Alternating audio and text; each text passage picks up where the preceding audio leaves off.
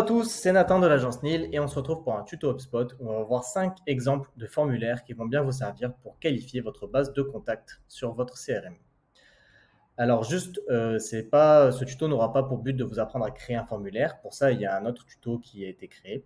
Ce sera vraiment 5 exemples pour bien qualifier votre base de contact. Juste pour rappel, pour vos visiteurs, le formulaire, c'est un point d'entrée vers un contenu. Donc, par exemple, vers une offre ou vers une démonstration. Plus ce contenu aura de la valeur ajoutée, plus votre visiteur sera susceptible de donner beaucoup d'informations qui vont vous aider à le qualifier.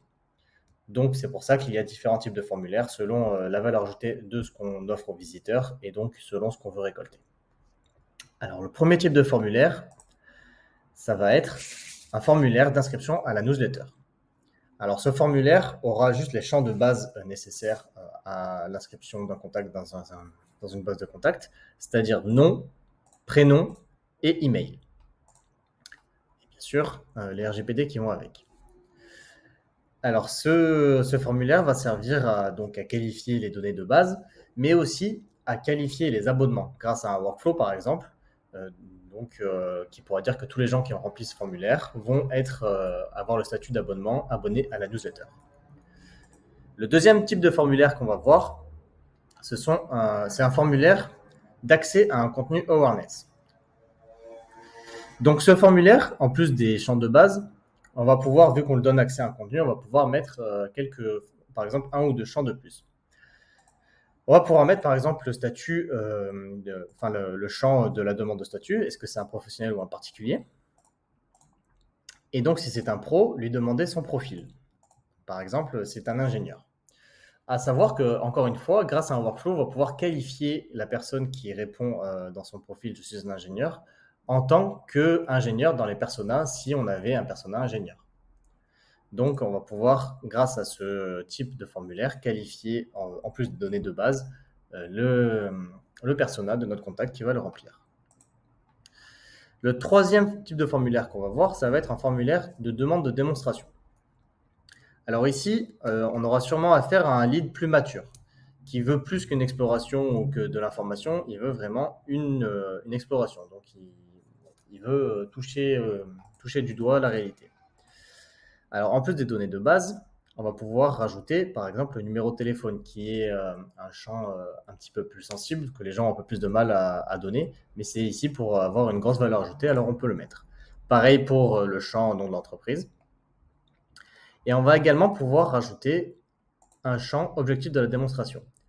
Donc, grâce à ce champ, on va pouvoir qualifier, si c'était juste un lead simple qui, par curiosité, veut avoir une démonstration, ou si effectivement c'est un MQL ou un SQL qui veut vraiment comprendre comment, donc là par exemple dans l'exemple de NIL, comment fonctionne une plateforme de marketing automation, et donc il sera susceptible de devenir un client par la suite.